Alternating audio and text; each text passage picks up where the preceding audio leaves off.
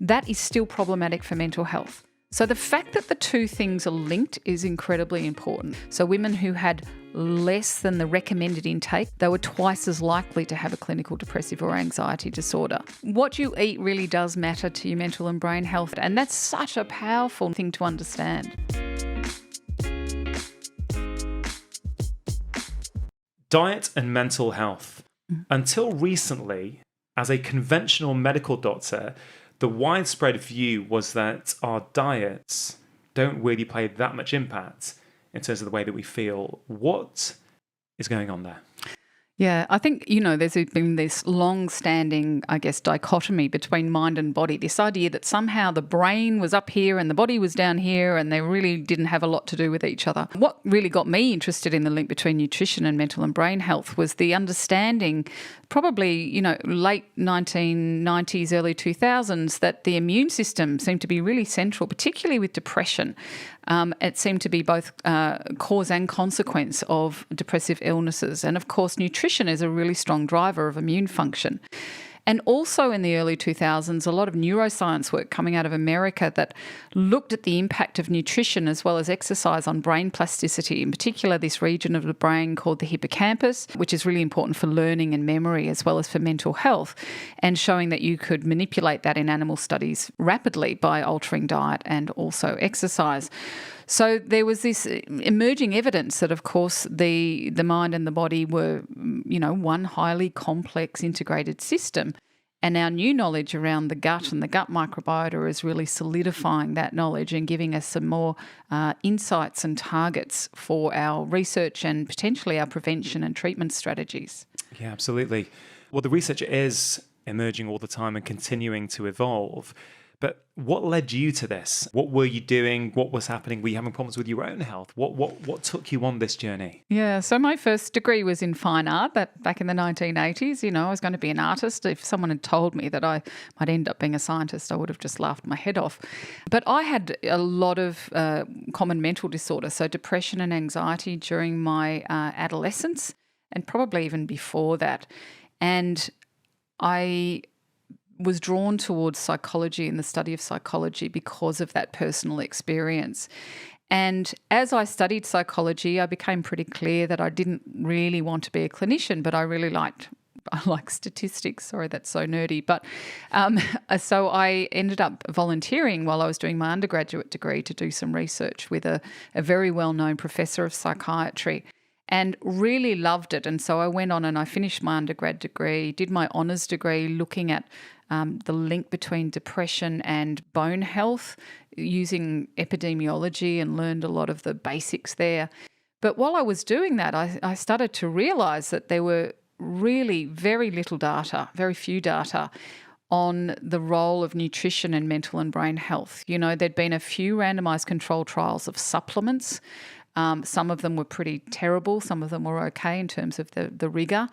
And there had been a few epidemiological studies looking at individual aspects of diet, such as fish consumption and depression. But really, compared to the wider field of medicine and chronic disease, there were very few data on the role of nutrition in mental health. So for my PhD, I decided that that's what I wanted to actually tackle.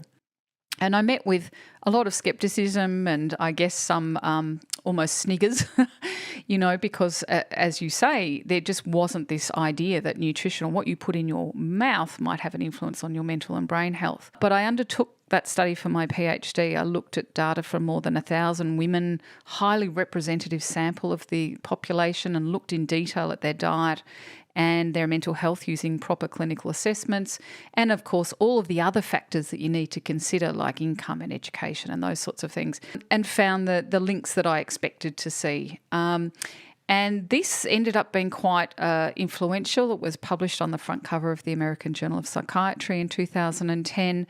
And it, along with two other prospective studies that were published around the same time, one from Spain and one from the UK, really kick-started a whole lot of interest in this field. And, for me, it made perfect sense. But for others in the scientific community or clinical community, it really was quite revolutionary, and there was a lot of scepticism, and that's only really started to abate in the last 3 years or so.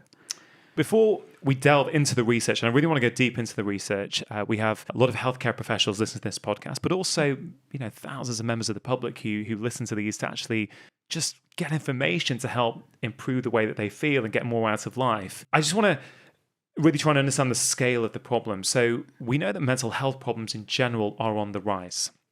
There's many reasons for that. And many things in the modern environments have improved, haven't they? Whether it's, things like sanitation, hygiene, these things have all got better. But it's pretty hard to make a case that our diets have got better. So how much of a problem is the modern food environment, do you think, in terms of these increasing rates of mental illness? Well, the scope of the problem is actually mind-boggling. So we now know from the very large studies that have been done, the global burden of disease studies, that poor diet, unhealthy diet, largely as a result of the changes to the food system that are prompted by big food industry making a lot of profits from these ultra-processed food products. But poor diet is now the leading cause of early death in men and number 2 in women across the globe.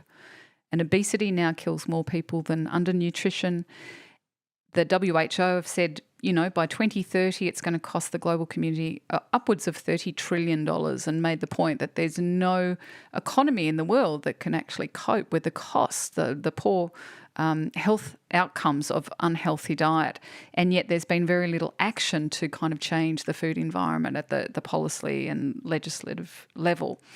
At the same time, we know that mental and substance use disorders account for the leading global burden of disability. So even though they may not directly always lead to early death, although they do have an impact on that, they cause a massive amount of disability across the globe. And unipolar depression in particular is in the top 5 causes of disability across the globe continually.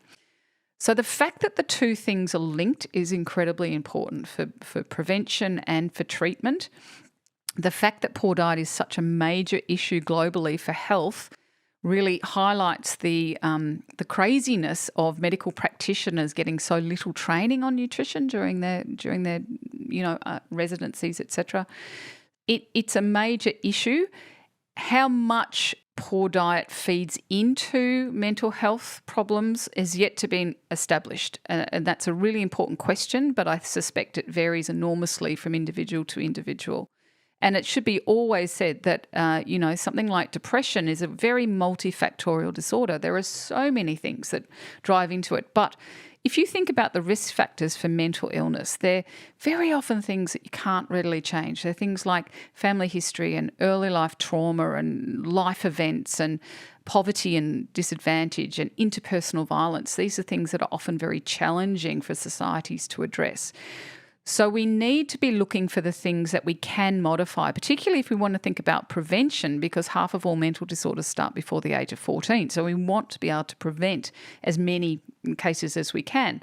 So if we know that diet and physical activity are both modifiable risk factors for depression in particular, which we absolutely know from very extensive data from around the world, then this is where we should be targeting our interventions as the low-hanging fruit.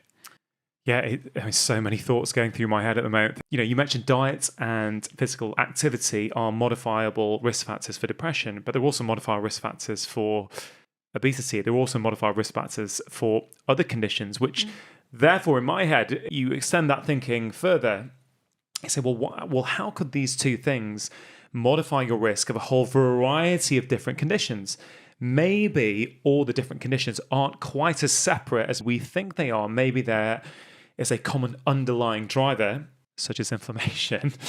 I really think about this a lot. The more science that emerges in various fields of health and medicine, the more we often find that the lifestyle factors that we are promoting to help reduce the likelihood or even help treat those conditions are quite similar. Absolutely. And I think this recognition of certainly the common mental disorders such as depression as another of the chronic non-communicable diseases is a really important one, because we certainly think on the basis of the research that they all have common drivers. But apart from anything else, it just makes so much sense to be tackling this. And I mean, we're really pushing for this lifestyle psychiatry or lifestyle medicine as a fundamental principle in psychiatry, because if you you think about depression, you think about how common it is, and recognise that if you are depressed, your risk for heart disease and obesity and a whole lot of metabolic problems goes right up. If you have those conditions, in turn, your risk for depression goes right up. And then if you look at the serious mental illnesses such as psychosis and schizophrenia, we know that that patient group has a massively reduced lifespan compared to the general population because of their lifestyle behaviours and the impact of the drugs that they are given. And we also know that if you tackle their lifestyle behaviours and support them to have a healthy diet and do exercise, it actually can mitigate nearly all of that noxious impact on their metabolic health.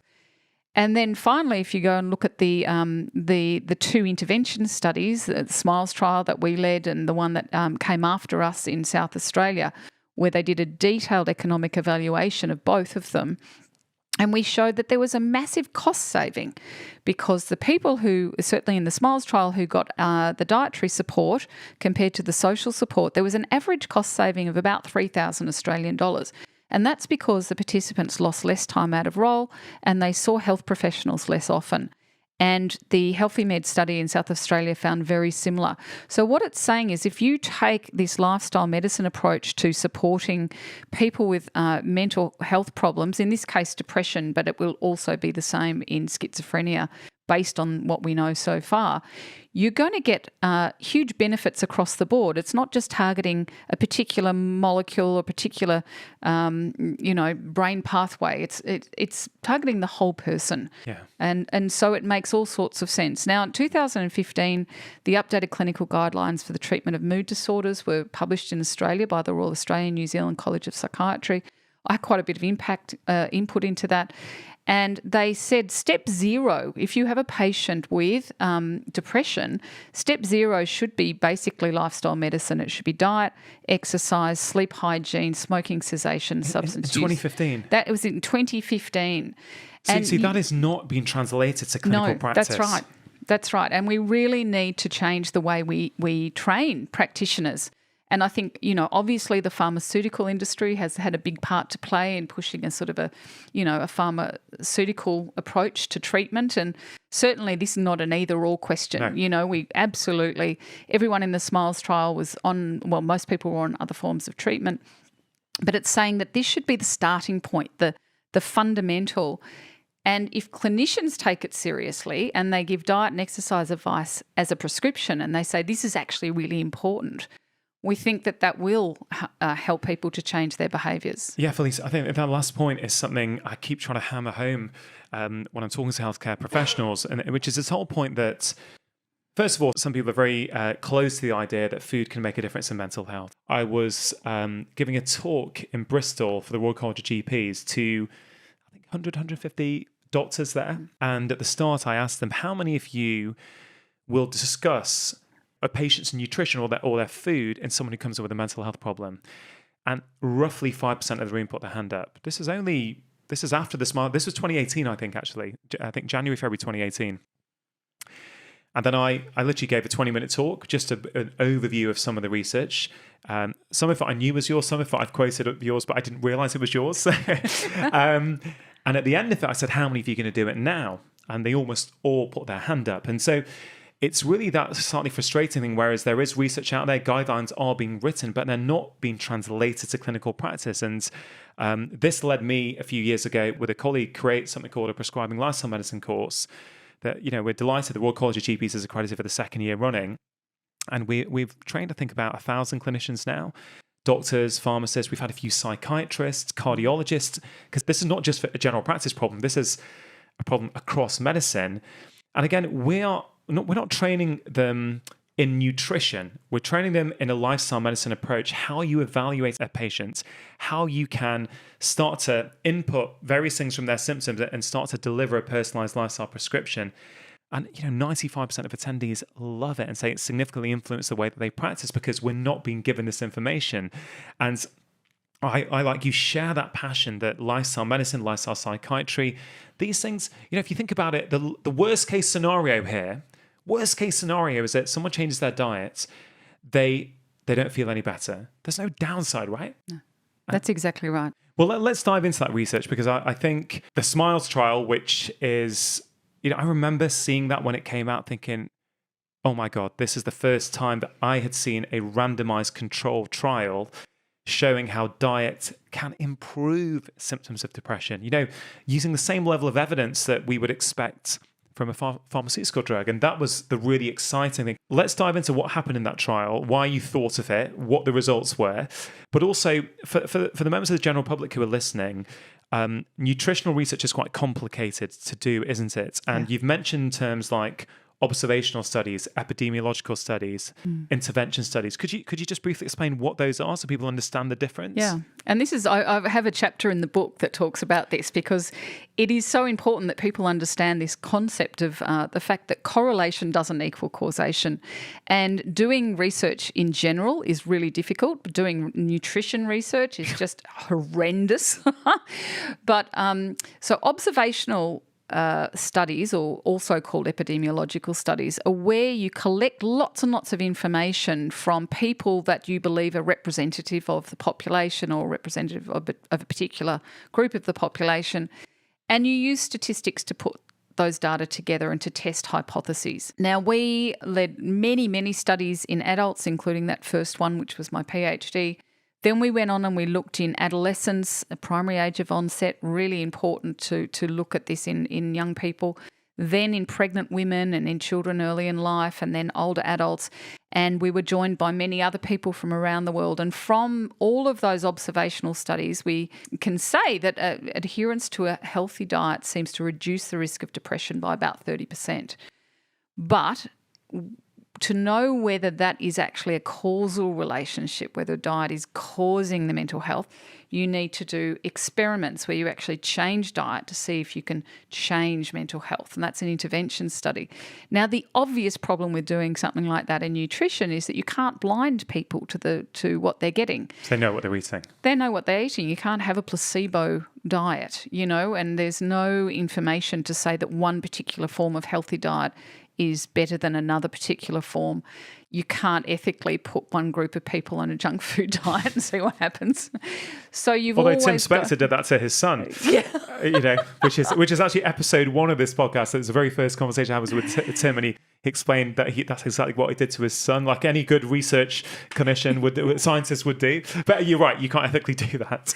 But so you have to do the best that you can, and you also have to triangulate the data. So you have to look at the human data, you look at the animal studies, and the animal studies are really useful because, of course, you can tightly control diet, and then you can chop their heads off at the end and see what's going on in the brain and that sort of thing.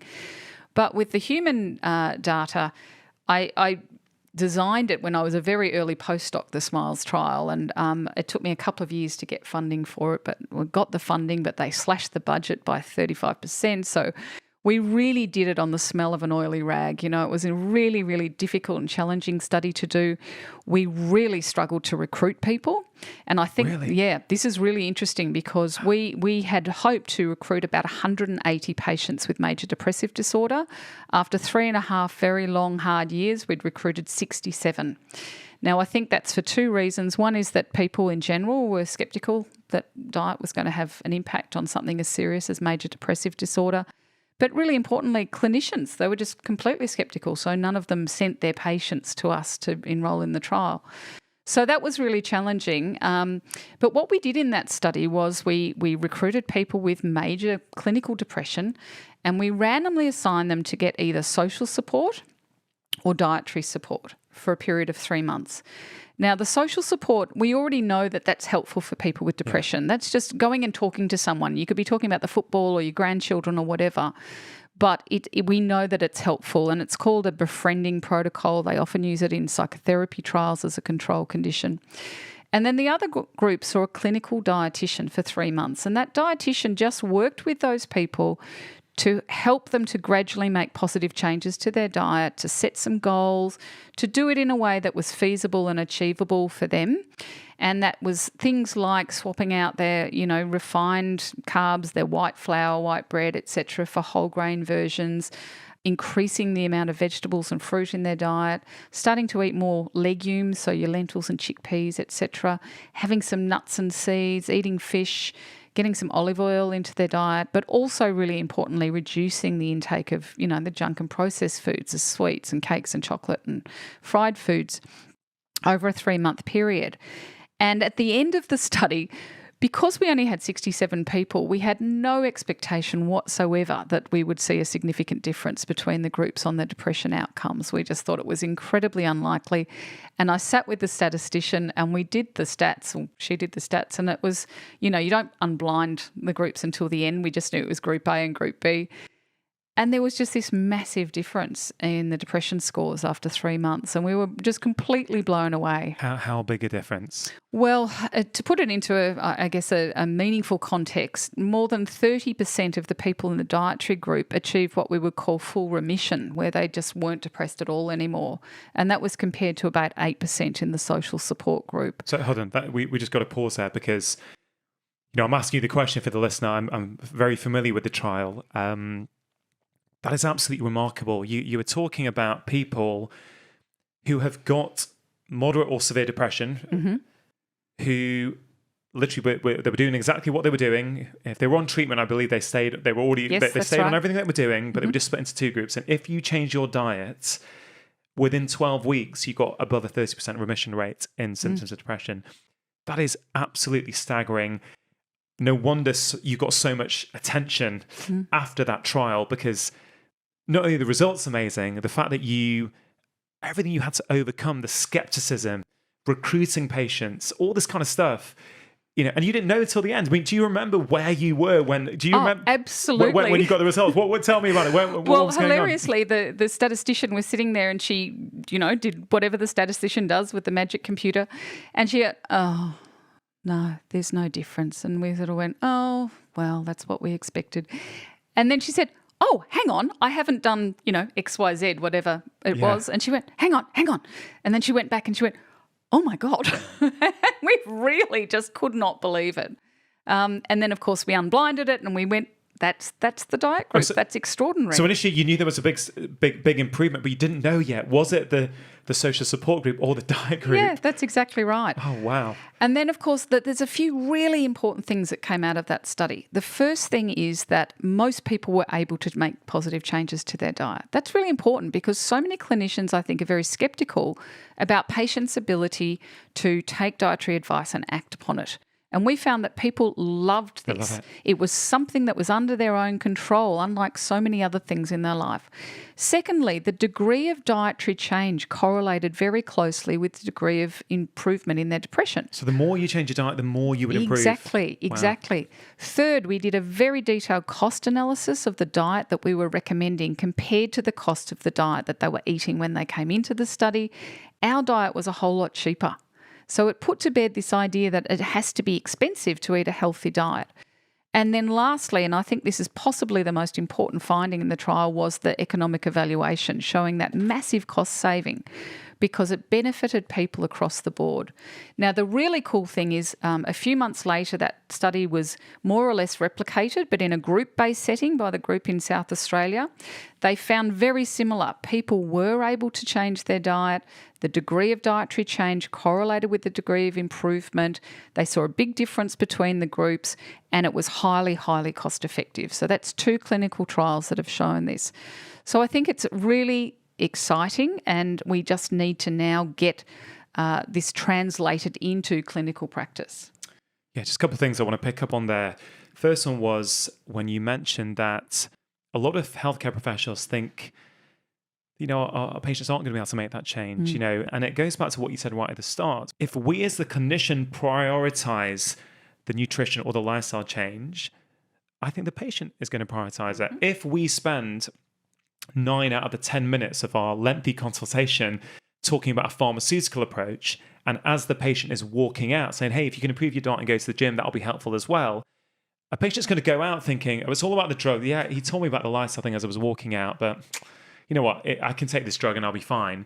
Whereas if we spend 9 minutes out of the 10 or 90% of the time talking about the diet and nutrition change that might be impactful and only 1% on the pharmacy. So then I think that impacts what a patient thinks. And so I absolutely concur with that. I really think we need to do better as healthcare professionals at prioritizing those conversations, albeit I recognize there are time constraints, and I recognize that healthcare professionals, particularly in this country, are really dealing with incredible workload, time pressure. So I recognize it's hard.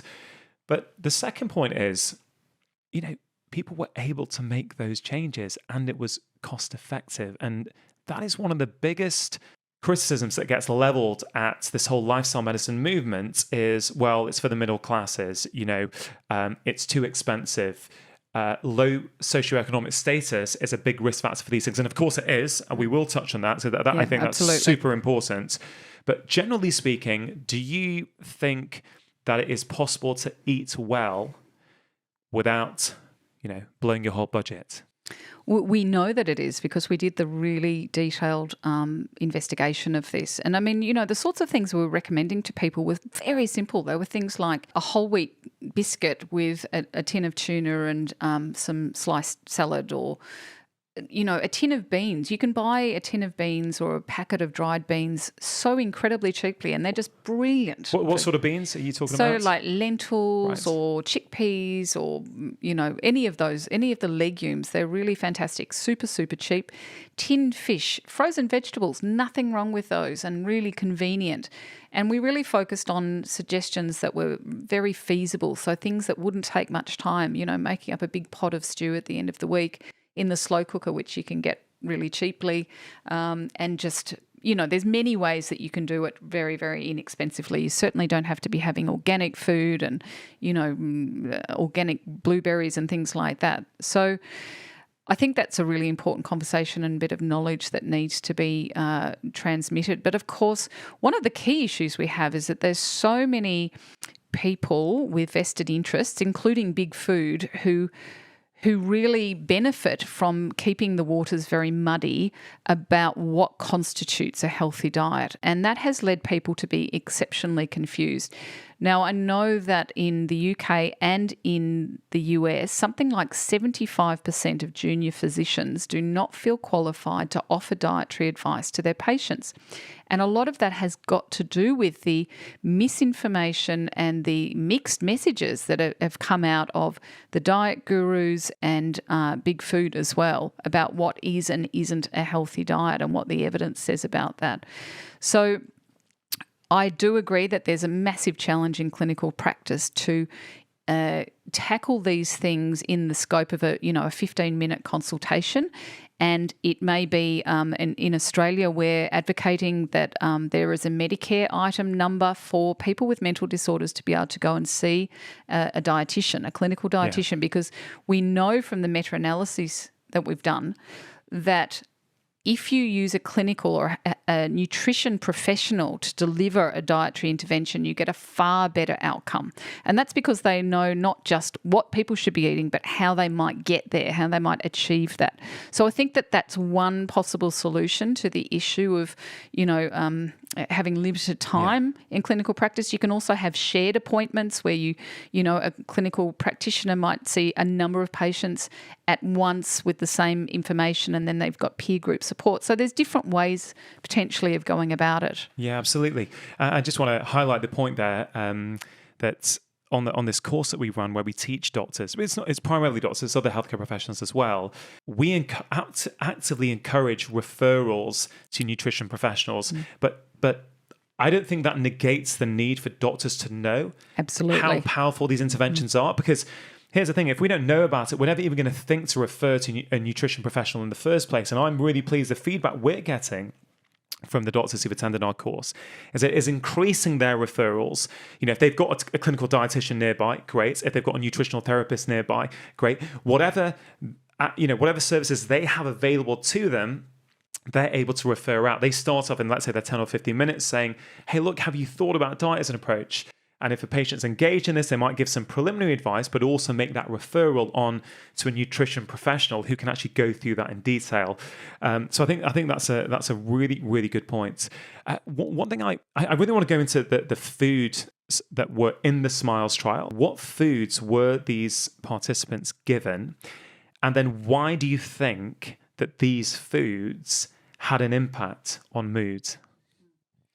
Great question that we don't have the answers for. So we base the dietary advice on the best science available, and that, of course, the Mediterranean diet has by far the strongest and the largest evidence base. And what do you mean by a Mediterranean diet? Because a lot of people then say, there's many, And this is not a prescriptive diet, but it's basically a diet that is much higher in plant foods, so vegetables and fruits, legumes. That's your lentils and chickpeas, etc., nuts and seeds. So all these sources of dietary fibre, and we can talk about why we think that is particularly important in a little while, but also healthy fats. So these are the mono and the polyunsaturated fats from fish and olive oil, etc., healthful forms of protein. But we also included recommendations for 3 or 4 palm-sized servings of unprocessed meat per week, which is at odds with a traditional Mediterranean diet. And that was on the basis of a study that I'd published where I saw very unexpectedly a very clear U-shaped relationship between red meat intake and depressive and anxiety disorders and even bipolar disorders in this large population-based sample of women. So women who had less than the recommended intake, which is this 3 to 4 small serves a week, or more than the recommended intake, when we took into account their overall diet quality, they were twice as likely to have a clinical depressive or anxiety disorder. Okay, I mean, this is super fascinating, especially with the growing movement to move to vegan diets, which is exploding really around the world in terms of popularity. A lot of people are doing it for ethical reasons, and there's a lot of, as you well know, a lot of controversy in what I call the social media diet wars. I call it that too. It really highlights how complex nutritional research is, because people seem to have the same paper and there's 5 different interpretations. And then people write their blogs about them, and then Joe Public is like, well, what the hell do I do? Because this expert who I respect is saying this expert who I respect is saying the complete opposite. And I think that confusion is causing big problems with patients. I see that all the time. They're just confused. And with doctors as well. And with doctors, exactly. And, I'm sort of trying to keep on top of the research, and even I get confused sometimes. I think, well, hold on a minute, I thought that, and then now this trial is suggesting that. And it's you've got to take that balanced approach. But let's dive into some of these foods. So red meat, right? Is red meat, from what you have seen, I mean that's an overly simplistic question. I'm trying to bring out basically, do you think red meat is good for our mental health? I have no particular opinion on it. I think our study was a really unexpected finding. It was a very clear finding, and it's sort of concordant with other epidemiological studies where you see a link between vegetarianism and poor mental health. But we just don't know whether it's a causal relationship. It could well be explained by third factors that we haven't measured or haven't accounted for. So I would not hang my hat on that. I do hear a lot of clinicians saying that they quite commonly will see young women who are menstruating, who are vegetarian, and they're really in a terrible state. And they get a lot better when they reintroduce red meat into their diet. I have seen that many times. Yeah. I really have. And I guess this is one of the reasons why I'm very diet agnostic, and I have certain preferences in certain conditions, if I'm honest, because I've ultimately, as a doctor who never got trained in this stuff at medical school, I was getting very frustrated at just prescribing pills all the time for problems, and I thought there must be something more I could do. And I sort of my own back would read the research and think, well, I think changing the diet is probably going to be helpful, and there's no downside to doing this. I'm going to at least do that as part of my approach, and I would see a lot of improvements in various conditions. And I do see that sometimes, but again, there are many people out there who have quite a bit of red meat and seem to do really well with their mental health. Other people I see, they transform their diet from a heavily processed Western diet. They go whole food vegan, and they seem to be thriving as well. And I think, well, hold on a minute. Different diets seems to do well for different people. That's right. And I do think the microbiome is possibly the sort of core explainer there. But so red meat you have no opinion on, yet you have seen some studies suggesting that if you're not having any, it might negatively influence your mental health. And it may be very much an individual thing. I mean, personally, I don't generally eat red meat because of the ethical and the environmental concerns, but my daughters who are menstruating, I do encourage them to have a small amount, but I really wouldn't hang my hat on that. And if you look at the second intervention study, the the Healthy Med study, they were promoting a far more traditional Mediterranean diet that had very, very low meat intake, and they also got a really positive effect. Now, I think one thing that, we're seeing in the US, these advocations of very, very extreme diets, these ketogenic and these carnivore diets and all the rest of it. And I suspect that the standard American diet, or the SAD, is so awful, just so utterly terrible, that almost anything you do to change it is better. What's interesting for me is that there seems to be a lot of short-term benefits from a whole variety of different diets. And I think you're right. Whenever we stop having that unhealthy, highly processed Western diet, anything tends to be better. There are some trials, from what I understand and what I can see, showing that particularly in type 2 diabetes, ketogenic diets can certainly in the short term look very, very promising in terms of blood sugar markers. Long term, I guess, so I can only talk about my own experience, I guess, as a clinician. I have used on numerous occasions with someone who's got, type 2 diabetes. In the short term, I often use a diet low in refined and processed carbohydrates. I don't particularly, I've said it before, I don't like the name low carb diets in general because I think it's too broad. And I think we've probably unfairly demonized fat for 30, 40 years. I think we're doing the same to carbohydrates by saying a low carb. So really cut down on low and refined and processed carbohydrates. But then what I try and do with those patients is explain to them that insulin resistance is driving their type 2 diabetes. So in the short term, this is going to help you just get on top of things. But then I try and repair things. So whether it's with increasing their muscle mass, which is going to improve insulin sensitivity, help them improve their sleep, which is going to improve insulin sensitivity, help them manage their stress levels, which is going to improve insulin sensitivity. And as that insulin sensitivity gets better, I start to increase more and more of that, especially the fiber and a lot of things like sweet potatoes, all these kind of nourishing carbs that we know are great for the gut microbiome. And so I also think there's something in short term versus what might be the right diet for longevity. And I don't know the answer to that, but I think about this a lot because I think a lot of patients follow these diets because actually they're not feeling great. And then they either read a blog or they see a clinician who has a certain bias and they try a diet and they feel fantastic. They go, hold on a minute, I used to feel sluggish and I used to struggle to lose weight and I had joint pain, and now I've changed my diet. I just feel incredible. And so, that's not science, I totally recognize, but in some ways you can't blame people who are suffering as they're not getting help. Absolutely. They're going to do it, right? Absolutely. And I think that it's a really important thing, though, is we don't know whether it's what people are eating or what they're not eating when they change their diet. And this is true, like with the SMILES trial. We don't know if it was because they increased their vegetables and fibre, etc., or because they reduced their junk and processed foods. They did both at the same time. But if we look at the epidemiological literature, what I think is fascinating is that healthy dietary patterns and unhealthy dietary patterns are not related to each other. They're not just the opposite of each other. There'll be lots of people who have really, particularly like kids, have lots of healthy food at home, but then they have lots of junk and processed foods when they're out and about. That is still problematic for mental health. There's other groups. That is so key. Say that again. That is really, really key, because I think people think I can eat what I want, but if I have a bit of broccoli now and again, I'm being healthy. That's right. And the evidence does not support that. In all of the incredibly extensive studies that we've done now, we see that healthy diet and unhealthy diet, wherever you sit on that scale, they're both independently related to mental health outcomes. So if you are having lots of healthy food but also having lots of junk and processed foods, it's still going to be a problem. Similarly, lots of older people will not be going out and having Maccas and, lots of junk and processed foods, but they'll be having a very limited kind of a white diet, whether at home or in a nursing home or what have you. And that's also problematic. So they're not just the opposite of each other, and we have to tackle both. Yeah, key points. In terms of the diet that your participants in the SMILES trial went on, you mentioned what those foods are, and you've also mentioned that we don't know what it was about it. In my last book, The Stress Solution, there's a chapter on fiber and how that can help, with the gut microbiome and therefore stress levels. I quote some of your research. I quote some of John Cryan's research in there.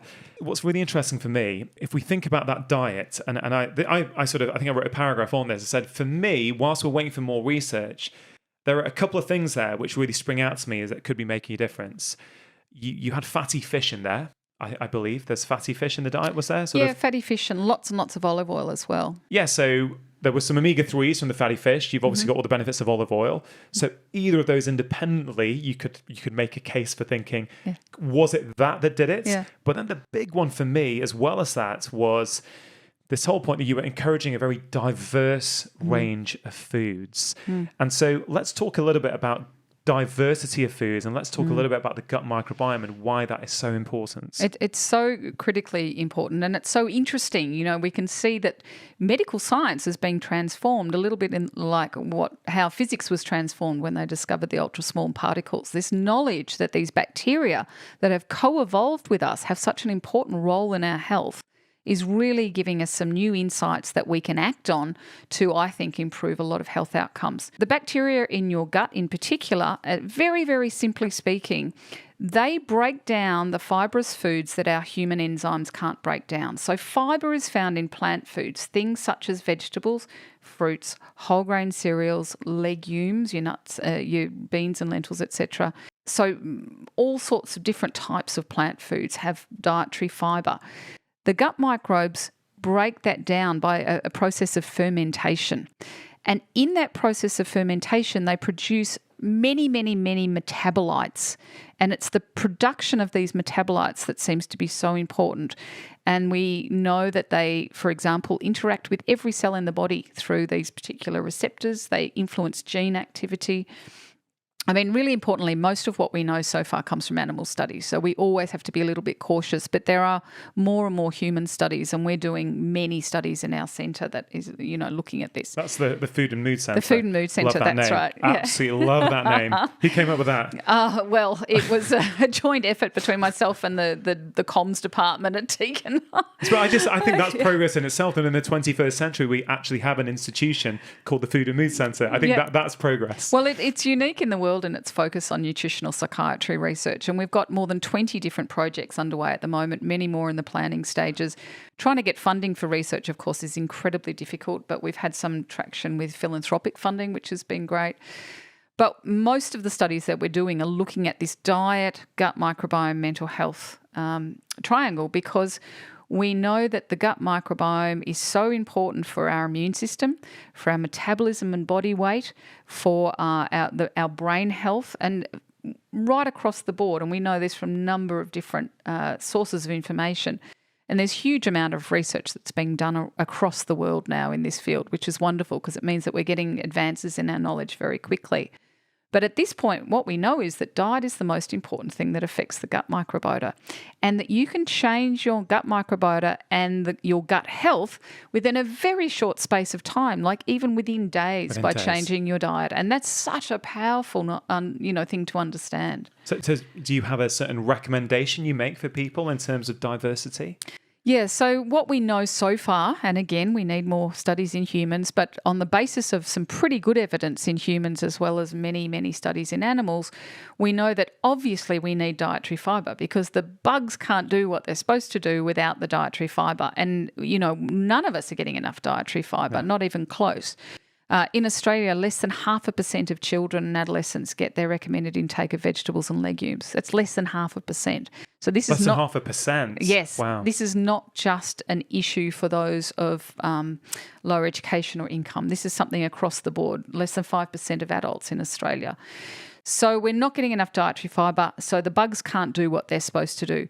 But polyphenols seem to be really important. These are the things that are in colourful fruits and vegetables and green tea and dark chocolate and things like that. And coffee, for those coffee lovers out there, they contain polyphenols. Right. Yeah. And really fascinating work, again in animals, but showing that if you put one bunch of rodents on a normal diet, they don't necessarily gain weight. But if you put another group on a high-fat diet, of course, they gain a lot of weight.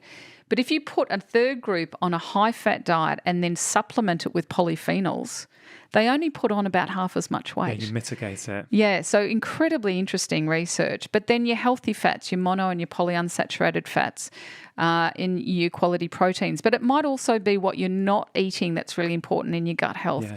Again, from animal studies, we see that emulsifiers, which are ubiquitous in processed foods, seem to strip the gut lining. We see that artificial sugars seem to have a negative impact on the gut. It's very complex. We're really only just scratching the surface. But I think the key understanding is we already know what sort of diet is consistently linked to longevity. And that's a diet that is high in plant foods and high in a diversity of plant foods, because the more diverse your diet, the more diverse your gut microbiome, and that seems to be a marker of gut health. It's incredible. The Hadza tribe, this hunter-gatherer tribe in Tanzania, whose lives are relatively untouched by modernity, I read that they're exposed to 2,000 different plant foods in their lifetime. I think they eat about 800 of them.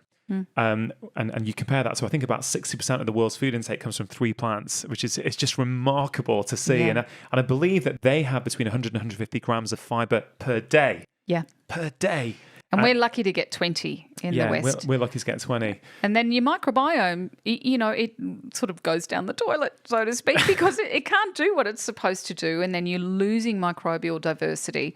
And we also see that the large-scale industrial food system and the changes to our global diets, not only is that, of course, driving this massive increase in chronic disease, but also we see a lot of autoimmune conditions and allergic, illnesses.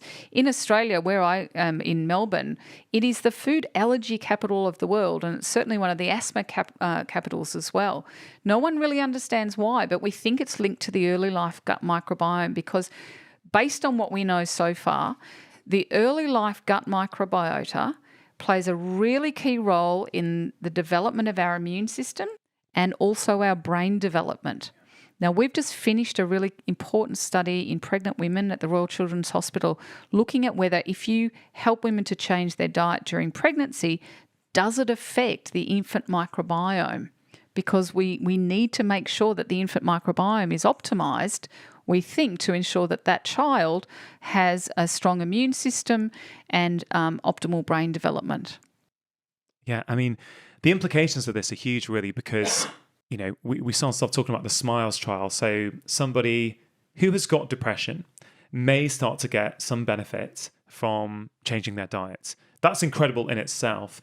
But taking that research on and thinking about what you just said, if early life is so important, and if the diet of a pregnant lady is so important, if we're trying to get to the root of a problem, yes, it's great to be able to treat people who've got a problem, but wouldn't it be great if the research builds up where we know, actually, you know what, when you're pregnant or maybe when even pre-conceiving, it's important then to focus on your health and your microbiome health. The implications in terms of the downstream effects could be profound. That's right. And I talk about that a lot in the book. You do. It's a really nice bit. The metabolic state, so whether parents-to-be are overweight or obese, whether they've got high blood glucose, all of those things seem to be very clearly linked to both cognition and other developmental outcomes in children. We led the first study looking at the potential role of mothers' diets during pregnancy on children's emotional health. There's been many, many more studies since then showing that what mothers eat during pregnancy is linked to their children's emotional health, even when you take into account all sorts of other really important factors. And certainly if you look at the animal studies, you see that if you feed pregnant rats or mice or other non-human primates, those sorts of animals, a junk food, Western type diet during their pregnancy, you see all sorts of impacts on the offspring that are relevant to mental health in humans. You see it in, we talked about diet. I wrote a chapter on touch when I was writing about stress, and I was looking at this research that shows that pups who lick their offspring a lot when they're young, you modify their response to stress for the rest of their life, because that sort of close contact with your parents at a young age almost in many ways sets your stress responsiveness for the rest of your life. It's really quite incredible. But one thing, Felice, I think you do beautifully well in the book is you write with real compassion. And when you talk about diet for pregnant women, you also talk about, wait a second, let's not feel bad about this. Let's not put blame on people. And I think it's really important when we're talking about what a pregnant mother is eating, because a lot of people will hear that and go, oh no, when I conceived, I was having McDonald's every day, and what impact has that had? And I think there's I'd love to explore what you think about that. It's not about making people feel bad about their choices, is it? No, that's right. And my jumping off point is always around public health. and the fact that we need to make our environment supportive of healthful food choices. So in the West now, even if you go and fill up your car with petrol or anywhere you go, you are bombarded with opportunities and marketing to prompt you to consume these ultra-processed food products. Now, in the US, nearly 60% of energy intake is coming from ultra-processed food products.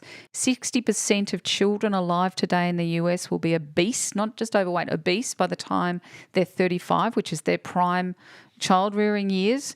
It's not quite as bad in the UK and Australia, but we're certainly getting there. And that's because the food environment supports really poor choices.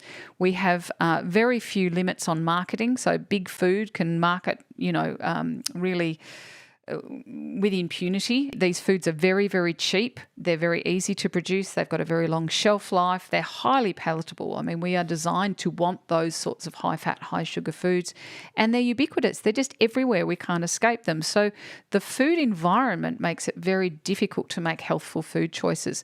And I talk about this a lot in the book, is that it's not about individuals. Yes, we want to empower people to make healthful choices in their life, but it shouldn't be that hard because the environment needs to support those healthful choices. I think you start off in the book talking about the Victorian times, don't you? And that's a nice example of this. Well, it was such an interesting I never heard of this before. No, it was a paper that I just came across, and it was written by anthropologists and historians.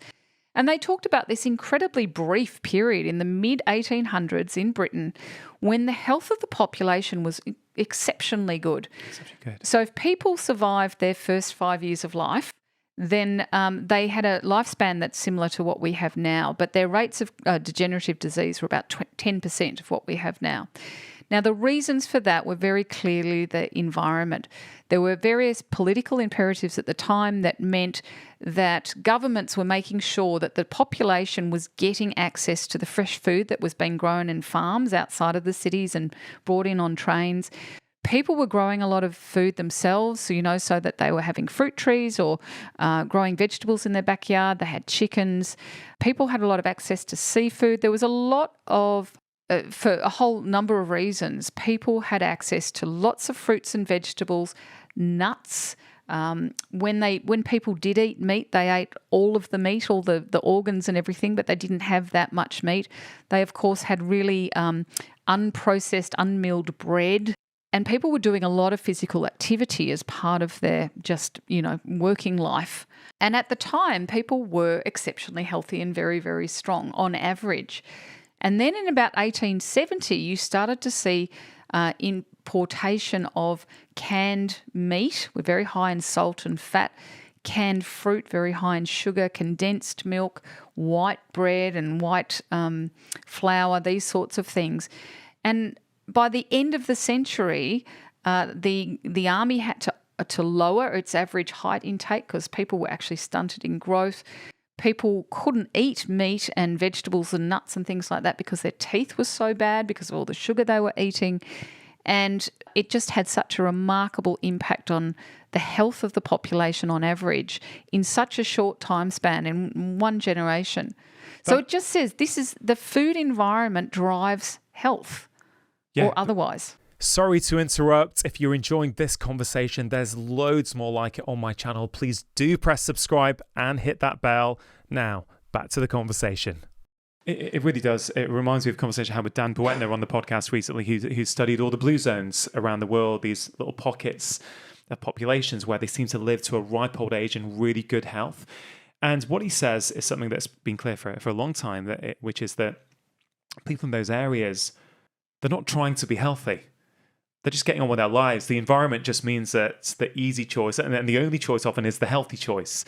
Whereas we're living in an environment now where the easy choice is often the most the most unhelpful choice. And I give you an example. Literally last night, you met my cousin when you came in here today. He's staying with me for a couple of days.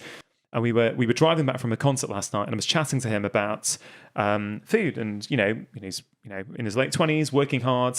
He says he commutes. It's about a 10-minute drive from his office back to his apartment. And as he's driving back, if he finishes work at 7:30, he's obviously tired, probably stressed out from the day. And he says on the way home, he passes so many junk food shops He says one roundabout in particular, there's a strong smell of, I won't say what brand it is, but a very popular fast food chain from around the world. You can actually smell the food as you're driving through it. And it's almost as if he will have to fight temptation every single day. And you ain't going to fight temptation every single day. No. You are going to crack at some point. Absolutely. And then he also reports to me, this is just, we were chatting about it simply because I said, I told him I'm interviewing you tomorrow. And he was interested. And he said, it's really interesting. Well, I haven't had junk food for a while. I don't really crave it. But once I have it once, I kind of want it again later that week. Yeah. Have you studied this at all? No, but it makes sense because we know that the high fat and high sugar foods interact with the reward systems in the brain, like any of the pleasurable activities, whether smoking, drinking, gambling, drugs, all these sorts of things interact with that reward system in the brain and basically train the brain to perform actions that give that dopamine hit. And food is just another one of those sorts of drivers of the dopaminergic or the reward system in the brain. So having that sort of food everywhere and the smells and the cues to consume it, it's almost impossible to not consume it. So we have to change the environment. Do you get tempted? You obviously, this is your field. I'm sure you practice what you preach as far as possible. You're human like the rest of us. Do you you're traveling, you've got jet lagged, you're sleep deprived, you're at train stations today, you're at airports. Do you find that when your defenses are down and you're traveling that you get tempted to go down an unhelpful route? Look, I'm by no means a purist, and I think it's actually really bad for your mental health to be really hung up on the details and being perfect with all your food choices. I go by the 80-20 rule. Yeah. And certainly if 80% of my food choices are good, that's going to put me way above the rest of the population based on what we know about how poorly people are eating. I had popcorn on the way up today because I'm really, really jet lagged, but I also had a big vegetable soup that I got at the station. And, I find that you can make healthy choices nowadays, which is great because even 10 years ago, there were no healthy choices from takeaway. But now you've got Mexican, you've got Japanese, you often can buy really nice soups. You can get kombucha to drink in the takeaway. So things are certainly improving. Basically, my recommendation is just try and avoid the ultra-processed foods and have as much diversity of whole foods as you can. And so what we call a plant-predominant diet. Yeah. I do really worry about the low-carb and the high-fat diets. As I said, we're about to start. For longevity or because in the short term, people are getting good results on them with things like their blood sugar and certainly weight loss for sure. Yeah. And some are reporting improved cognition in the short term. So is your worry long term, or expand on that? It's long term. So what we see from all of the evidence is that long term diets that are higher in complex carbohydrates and lower in animal protein and fat are linked to longevity. But in the short term, diets that are lower in carbohydrates and higher in animal protein and fat are linked to leaner body weight and more reproductive success. I do want to touch on whole grains because whole grains have become quite a controversial area in the diet wars. And I think that's because often what we consider to be whole grains are not whole grains. So I think it's quite clear that there's pretty good research suggesting that real whole grains can have beneficial impacts on your gut microbiome and consequently on your overall health, including your moods. What do you see the problem with whole grains? Is it that interpretation? Is it that the food industry are marketing refined grains as whole grains? Yes, basically, yes. And I think, people in the US where their food system is just so broken and has been for decades to the point where nobody alive today in the US remembers what normal food looks like. I mean, it really is, it's a rarity. And for them, whole grain might be a brown bread that's still highly refined and full of all sorts of things. But if you look at certainly the epidemiological data, whole grain intake is out of all of the food groups the most strongly associated with improved health outcomes. If you look at the gut and what we know so far, whole grains, and here we're talking about things like oats and barley and freekeh and spelt and buckwheat and brown rice. So things that are true whole grains are just a really valuable source of fibre for that fermentation process of the gut. But they're also anti-inflammatory. Yeah. And You know, they also help with satiety. They help you to feel full. Now, in Korea, they have these multi-stage meals, you know, and you start off with, and you have about 10 dishes or, you know, however many depending on the meal. But you start off with salads and then you move on to seafood and there may be a little bit of meat. And then right at the end, you'll have a small pot of mixed rice, that, you know, wild rice and black rice and that sort of thing, right at the end, just to aid with satiety. And that's probably how we should be eating, with small amounts but lots of diversity of grains. And for me, what I would just say is that people, half of their plate should be vegetables and salads. A quarter should be a form of a whole grain, a quarter should be a form of good quality protein, and then topped off with some healthy oil in the form of olive oil. So it can be really simple like that. That's really good, simple advice.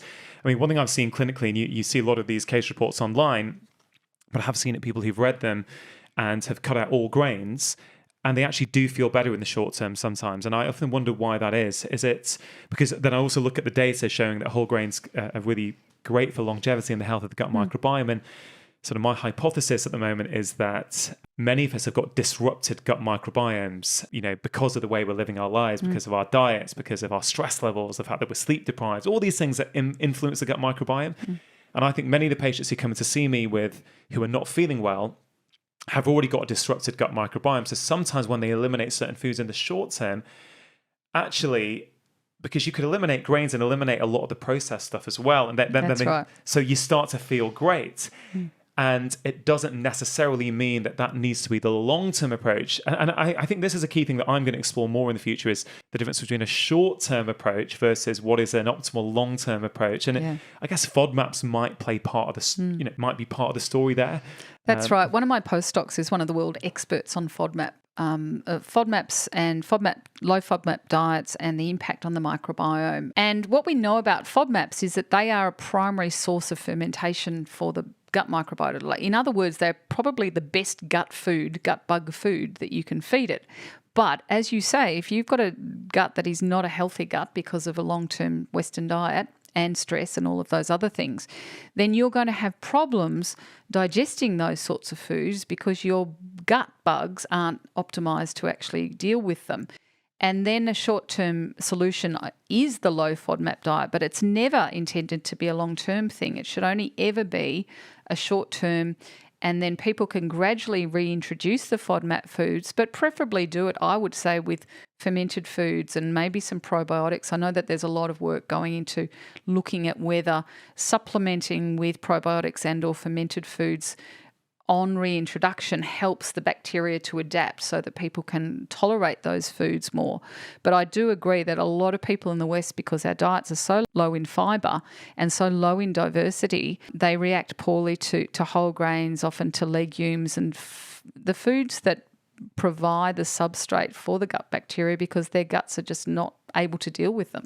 Yeah, absolutely. And I think it goes back to this whole lack of training in healthcare professionals on nutrition means that a lot of people go to their doctors, they feel very frustrated that they're not being offered decent solutions that make sense to them. So they're reading things online, they're trying them, feeling good in the short term, but then continuing that long term without any support. And again, I'm not criticizing, I totally get it. That's one of the reasons why I like to do these podcasts every week, is to talk to world leading experts like yourself and really just tease out practical experience, research evidence, where we're at, just so people can start thinking. Because I think the more we can empower people, I think the better able they are to make healthy choices. But I also recognize that ultimately it's the food environment that will make the biggest change. Felice, look, I could talk to you about for hours on this topic, but I think we should start wrapping it up, bringing it to a close. First of all, I want to say thank you, because the SMILES trial that you did, literally, I think, will go down as being one of the most game-changing trials in terms of research on diet and mental health, because it was a randomized controlled trial and the results were so stark. So thank you for persevering and going through all the hard work and potential risk of actually falling flat on your face to go through it. No, so genuinely, I think it's incredible, and it's helping to give real weight globally to the notion that our diet can improve our mood and our mental health. Where do you see this field developing over the next few years? What's next, do you think? At the Food and Mood Centre, as I mentioned, we're doing a lot of research to try and plug some of the gaps. We want to see whether what we know about the link between nutrition and mental health is true in other disorders outside of depression, and come up with more prevention and treatment strategies. Getting to this point where we can understand what works for whom under what circumstances, I think, is really important. And the gut microbiota is the roadmap by which we'll get there, I think. These personalised recommendations for diet, but also medication use. But really, my focus now is on getting clinical practice changed. And so I've joined with a number of the strongest researchers in the world doing exercise, mental health research, and us doing the nutrition, mental health research to push for this lifestyle psychiatry, this idea of lifestyle medicine as a fundamental principle and jumping off point in psychiatry, not instead of other treatments, but as the basis to support those treatments. The bedrock upon which everything else goes. Yeah. And we think that not only will it have enormous benefits for individuals, but it will have enormous benefits for the public purse because of the costs associated with mental disorders, particularly depression. And there's please do tell the listeners about this conference that you're sort of hosting in London later this year. So in 2013, I set up the International Society for Nutritional Psychiatry Research, and that was done to try and get more people researching in this area. And that now has more than 400 members from across the world. And we're having our second major international conference in October between the 20th and the 22nd in London. And it's got some amazing speakers. It's going to be a really great conference. Healthcare professionals, this is for? Yeah, healthcare professionals, scientists, is there an event policymakers. Is there an event for the public as well? On the Sunday, the opening day, myself and Kimberly Wilson, who does the Food and Psych podcast. She's a previous winner of the Great British Bake Off. She's a psychologist. She and I will open the conference with a session that is open to the public. So, I think that's going to be really exciting. And for those of you listening, guys, everything that Felice and I have spoken about today are going to be on the show notes page to this episode of the podcast, which is going to be drchatterjee.com/Brain Changer. Brain Changer is the name of your fabulous new book. So I would definitely encourage everyone who's interested to get it. It's so full of actionable information. It's a really good read as well. I think it's very fun reads. So I think people should get that. But I'm also going to link to that conference. So if you are interested, you can go on to drchatterjee.com/Brain Changer and actually see some of the studies we talked about. I'm going to link to all of those. I'm also going to link to that conference so you can buy some tickets if you want to attend for sure. Final question. This podcast is called Feel Better, Live More. And the reason is it's pretty straightforward. I genuinely believe, whether we're talking about mental health, whether we're talking about anything, when we feel better in ourselves, we get more out of our lives. Mm-hmm. And so I always love to leave the listener with some top tips that they can think about straight away and think, oh God, I think I could apply that into my own life immediately to change the way that I feel. So I wonder if you could share, you probably covered a lot of them already, but just at the end here, just to inspire the listeners, what are Professor Felice Jacka's top tips? What you eat really does matter to your mental and brain health in the short term as well as the long term. So pay attention to it, and it doesn't need to be expensive or fussy or difficult. It can just be really basic peasant food, cooked up without much in the way of complex recipes. It really does help. And getting regular exercise. If I don't exercise, I don't sleep properly and everything falls apart.